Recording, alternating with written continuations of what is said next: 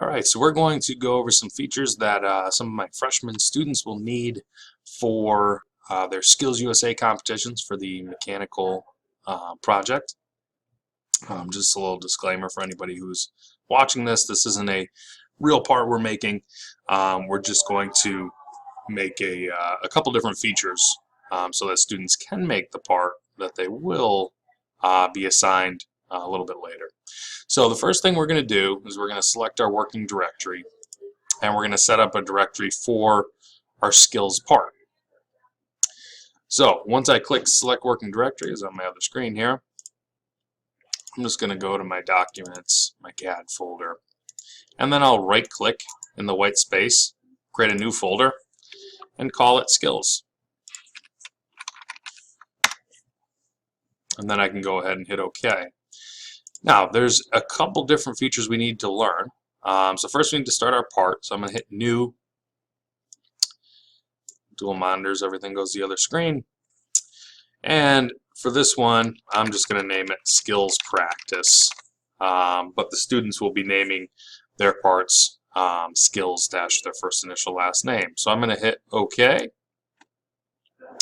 Then I'm going to go up to the top here, and I'm going to turn on my datum planes. And I'm going to create an extrude. Now, once I hit extrude, I can hit placement, define, and for this one I'm going to draw it on my front plane. Make sure that it says right, which sounds good, and I'm going to hit sketch. Now, if your screen didn't rotate, it still looks like this. What you're going to do is click this 2D to 3D icon right here on the shortcut bar. That'll rotate our screen. And I can take a line, and I'm going to draw a little sideways L by clicking here, then moving over, making sure it says H for horizontal, click. I'll go up, make sure it says V for vertical, go over to the left. Now I want to be careful here because I don't want to go far enough where those L's pop up, because that means I'm going to have to delete them later because those won't be the same length. So I'm just going to go over a little bit, click, down, vertical, over to the left, horizontal again, making sure my constraints pop up correctly, and then I'll go back to where I began and click again. Now I can either middle click a couple times to end it, or I can go up and click my giant white arrow. Either one does the same thing. Now I'll put in a few dimensions, so I'll pick my dimension tool in the top right, and my first dimension will be the bottom here, so I'll pick the bottom line, middle click, then I'll pick the right line, middle click. Then I'll pick this top line, and actually this way I'll do it a little different so we get a little practice. I'm going to go from this line to this one. So I'll click this line, middle click. Then I'll pick this line over here, middle click. Now I'm going to scale this thing down because I want this dimension to be 2 inches.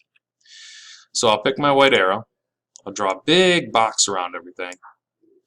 I'll hold right click, and I'll go to modify. Once I click modify, this little box is going to pop up, and I'm going to hit lock scale. Then I'll find this dimension 287.33. Yours may be different. And I'm going to change that box to say 2, and I'll hit enter. Everything shrinks down. But then when I hit OK, it'll zoom in for me. Now all of my dimensions have scaled down at the same rate. So for this one, I'll make it 0.375. For this one, it'll be 0.75. For this one, it'll be 0.75. Then I'll hit my checkbox. And if I click to rotate this, I'll notice this is way too long right now because it says it's 216 inches long. So I'm going to change that to be 1. And then I'm going to go ahead and hit my checkbox. All right, one thing I could do is I could switch this so it's symmetric and everything's centered. But for the interest of this project, that's not too important. So I'll just hit the checkbox. So there's one of my features, creating a solid with an extrude. Okay, so I can do this in a number of other ways. I can also use an extrude to make a cut. So why don't I do that? If I pick extrude, and then I go to placement and I define, and I say I want this top surface to be my sketch plane, I can hit sketch, keeping in mind this is where my surface is. This is a lower surface if I rotate it.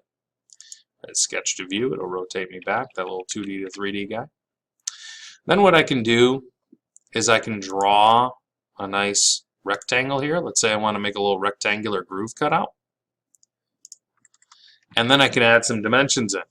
So I can say my rectangle is this far from the end. I can add one here for how wide it is. And I can add one here for how tall it is. So let's say this one's going to be, I don't know, let's say it's a 1/8 groove. Let's say it's a 1/16 from the side, 0.063. And let's say it's 7/8 wide, so 0.875. Okay, then when I hit the checkbox and I rotate my screen, I'll notice that it extrudes upwards as a solid. If I hit this icon up here, it'll turn it into a cut.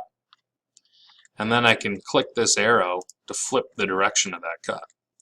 I can put an amount in here if I want. So if I wanted to go down 3/4 of an inch, I can do that. If I wanted to go down the whole thing, I could change this blind depth to through all, like so. All right, and then I can hit the checkbox. So now I've cut that surface out of the back. Now let's say I want to put a hole on here. I can pick the hole command. I can pick a surface. I can drag these antennas to one side. That lights up in green. I can drag it to the other side when it lights up in green.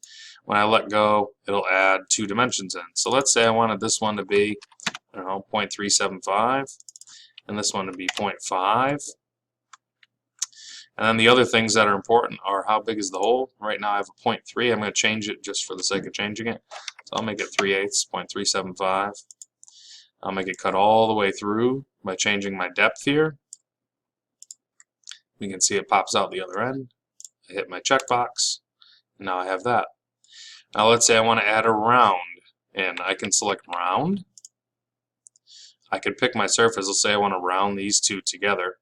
Pick my edge here, and I change that round to whatever size I want. So let's say it's 1/4 of an inch, 0.25. I'll add a round in there like so. I can hit OK. I could also add a round to an outside edge.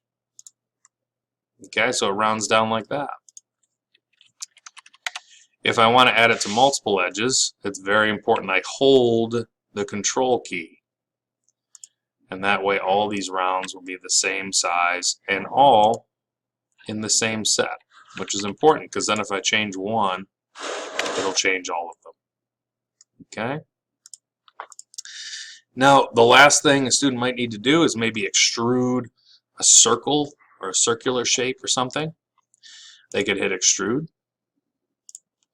They could define their sketch. Let's say I want a little cylinder that extends up here. I could pick this surface to sketch on, hit sketch.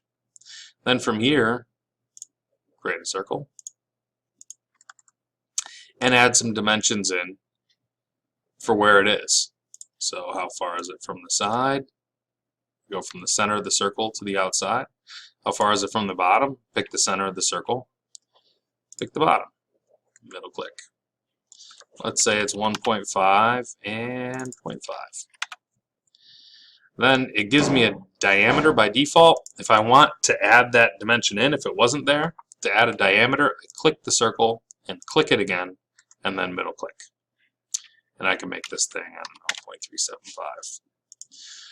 Now I have my surface with my circle on it. And if I hit the checkbox, it extrudes up, and I could say it sticks up, I don't know, 0.375. I have a little cylinder that sticks up there. And with that, students should be able to make their entire skills part with all of these features. So feel free to go back and review this video and make sure to pause it and rewind it where you need to double check how to do certain things, and make sure you click each of the options. But with those different types of features, students should be able to model their entire skills part without a problem.